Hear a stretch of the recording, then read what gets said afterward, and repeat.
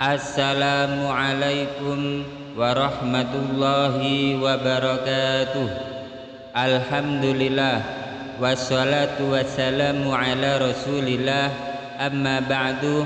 Inda dzikris salihin tanzilur rahmah. Ketika orang-orang soleh dikenang, maka akan menurunkan rahmat Allah subhanahu wa ta'ala. Semoga yang mendengarkan cerita di channel Cerita Pesantren ini mendapatkan limpahan rezeki dari Allah subhanahu wa ta'ala, dimudahkan urusannya dan selamat sukses dunia akhirat.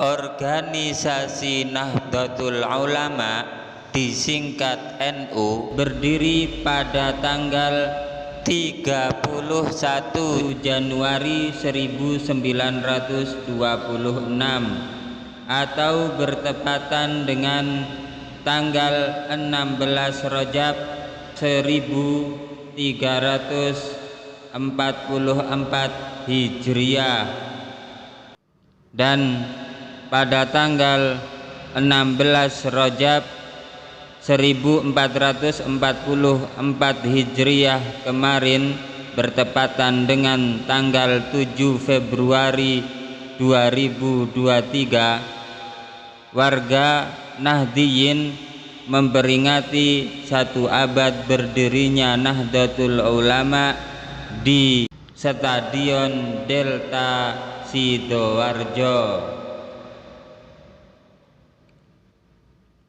Pendiri Nahdlatul Ulama adalah Hadratus Syekh Kiai Haji Hasyim Asy'ari, ulama besar yang dalam lagi luas cakrawala pengetahuannya. Namun tak banyak yang mengetahui ada fragmen-fragmen penting sebelum NU benar-benar dideklarasikan di kota Surabaya pada tanggal 31 Januari 1926.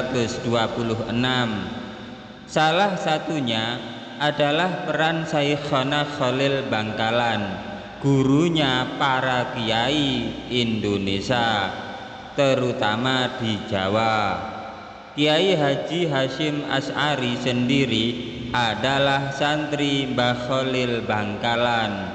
Nama lain yang juga populer, pendiri Pondok Pesantren Kademangan Bangkalan, Madura. Sebelum pendirian Nahdlatul Ulama, Mbah Khalil memberikan tongkat dan tasbih untuk Kiai Haji Hasyim Asy'ari. Ini adalah bentuk restu sekaligus dukungan guru kepada muridnya yang akan mendirikan jamiah.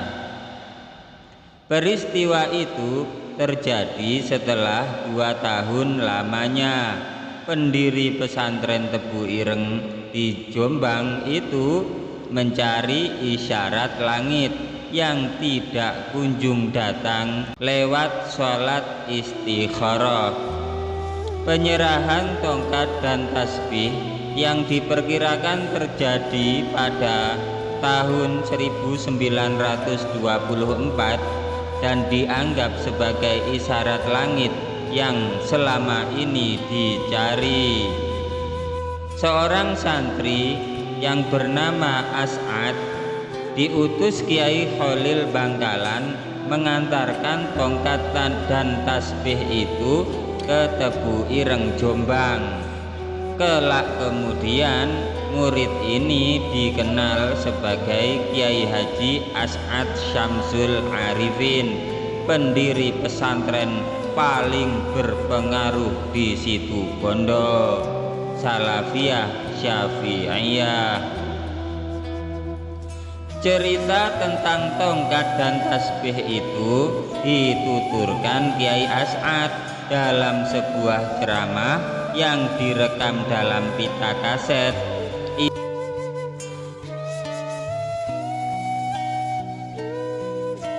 Isinya kemudian ditranskrip dan dimuat dalam buku berjudul Syekhona Khalil Bangkalan, penentu berdirinya Nahdlatul Ulama.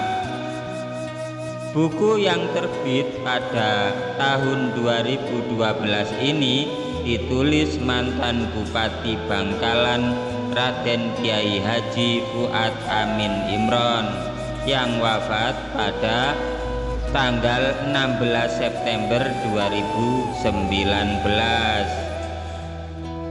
Buku ini terasa istimewa karena penulis adalah cicit Syekhona Khalil Bangkalan, ulama yang disegani itu. Selama nyantri ke Mbah Khalil, As'ad muda hanya ditugasi mencari kayu bakar. Namun pada tahun 1924 itu beliau dipercaya mengemban amanah besar, mengantarkan tongkat dan tasbih itu dari Bangkalan menuju Tebu Ireng, Jombang.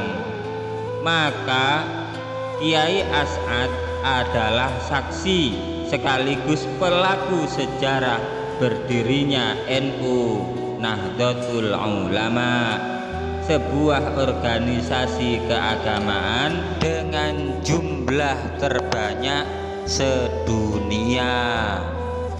Kiai As'ad mulai kisahnya 6 tahun sebelum NU diresmikan di rumah Kiai Haji Wahab Hasbullah, Kota Surabaya pada tanggal 31 Januari 1926.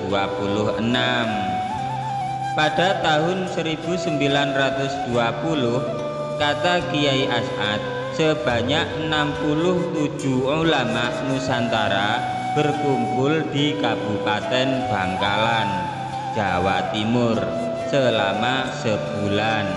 Mereka bermukim di rumah Kiai Muntaha, Desa Jengkebuan, guna membahas kemunculan aliran baru yang gencar menyiarkan pemurnian ajaran Islam hanya berpedoman pada Al-Quran dan hadis. Yang gencar menyiarkan pemurnian ajaran Islam dengan hanya berpedoman pada Al-Quran dan hadis.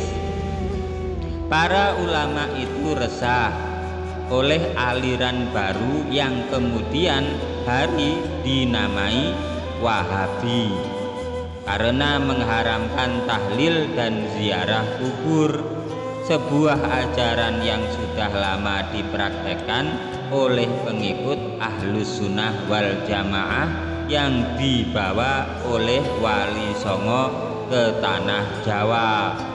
Pertemuan gawat di tahun 1920 itu tidak menemukan solusi sebagaimana meredam Wahabi yang gerakannya makin gencar dan masif.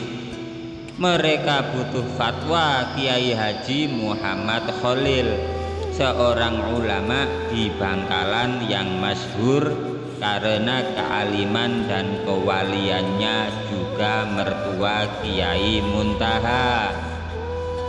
Sebelum sempat Kiai Muntaha menemui sang mertua, Kiai Khalil mengutus santri yang bernama Nasib, seorang muridnya, ke Jengkebuan.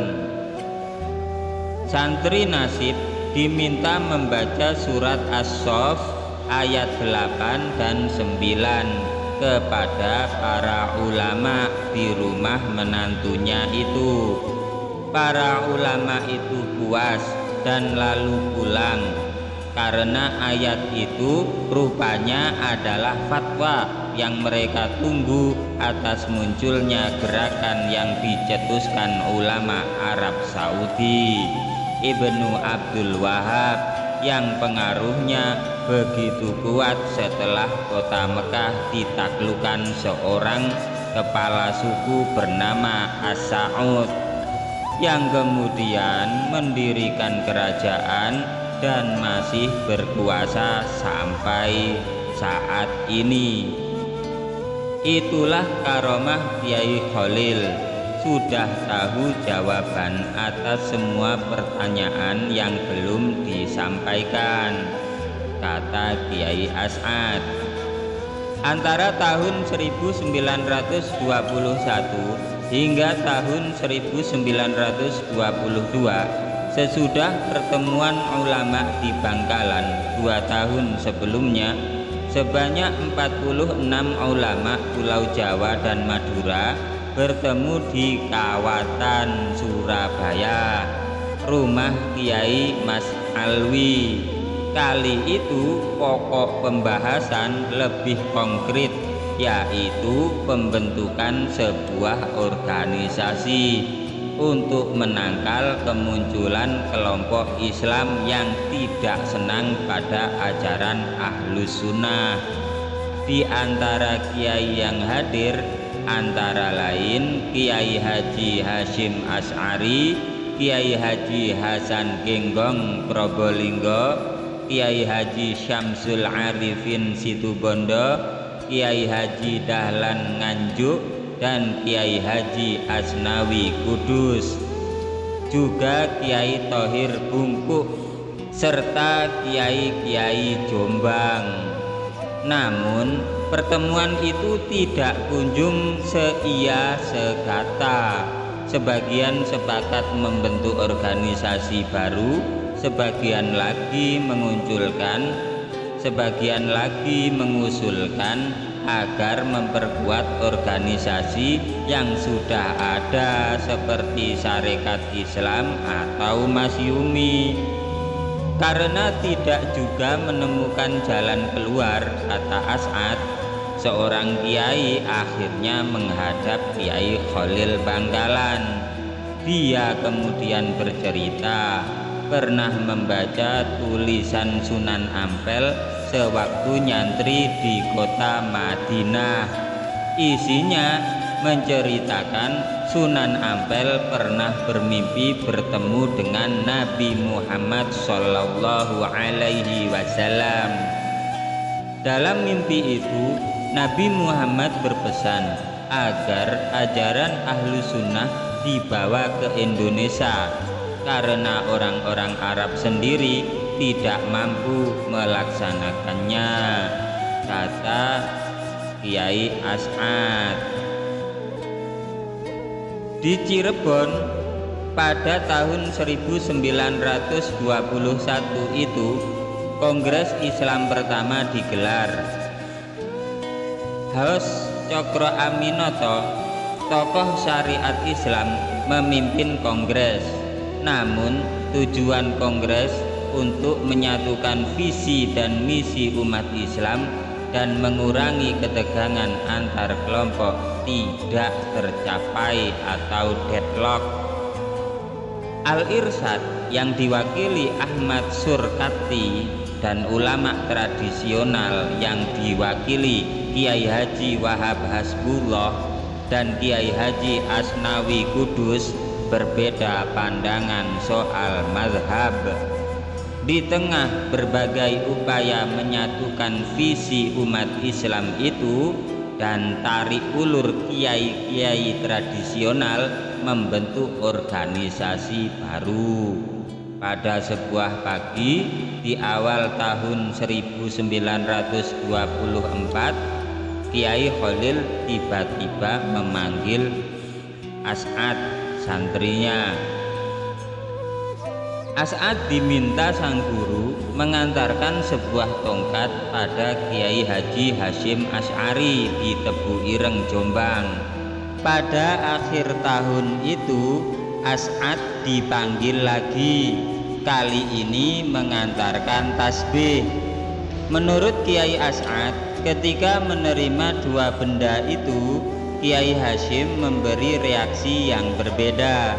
Saat menerima tongkat disertai potongan ayat surat Toha ayat 17 sampai ayat 23, Kiai Hasyim langsung berdawuh bahwa dengan tongkat itu hatinya makin mantap untuk mendirikan organisasi bernama Jam'iyatul Ulama, dan tongkat itu disebut sebagai tongkatnya Nabi Musa. Sementara ketika menerima tasbih sertai bacaan Ya Jabbar Ya Qahar, 2 dari 99 nama Asmaul Husna, Kiai Hasyim Asy'ari berdawuh bahwa yang melawan ulama akan hancur. Saat disuruh Kiai Khalil 2 kali bertemu Kiai Hasyim, saya dikasih ongkos dan tidak saya belanjakan, sampai sekarang masih ada, kata Kiai Asy'ad. Setahun kemudian Kiai Khalil Bangkalan meninggal dunia tahun 1925 pada hari ke-29 bulan Ramadan. Setahun berselang, tepatnya pada tanggal 31 Januari 1926 atau tanggal 16 Rajab 1344 Hijriah, Nahdlatul Ulama NU resmi didirikan di rumah Kiai Haji Wahab Hasbullah di Kampung Kertopaten, Surabaya. Tanggal ini adalah tanggal dibentuknya Komite Hijaz, sebuah komite yang akan dikirim ke Mesir untuk mengikuti Muktamar Islam Dunia pertama, untuk memperjuangkan agar penguasa Arab Saudi tetap memperbolehkan ajaran Ahlus Sunnah wal Jamaah diajarkan di Mekah. Atas usul Kiai Mas Alawi, nama Komite Hijaz diganti menjadi Nahdlatul Ulama, nama yang kemudian disepakati resmi menjadi nama organisasi untuk didaftarkan pada Gubernur Hindia Belanda. Salah satu penyusun anggaran dasar NU adalah Kiai Haji Dahlan Nganjuk, dan lambang NU dibuat oleh Kiai Haji Ridwan Abdullah Surabaya. Kemudian dalam ceramah Kiai Asy'ad, beliau berkata, sudah jelas ini kesaksian saya karena saya tahu awal pembentukan NU yang saya cintai. Wallahu a'lam bishawab. Begitulah tadi cerita tentang sedikit dari sejarah berdirinya Nahdlatul Ulama. Semoga cerita ini bermanfaat bagi kita semuanya, fid dini wad dunya wal akhirah. Wabillahi taufiq wal hidayah war ridha wal inayah. Ihdinas siratal mustaqim. Summa salamu alaikum warahmatullahi wabarakatuh. Jangan lupa like, komen, subscribe, dan share, bagikan karena cerita ini sangat bermanfaat. Wabillahi taufiq wal hidayah war ridha wal inayah. Tsumma salamu alaikum warahmatullahi wabarakatuh.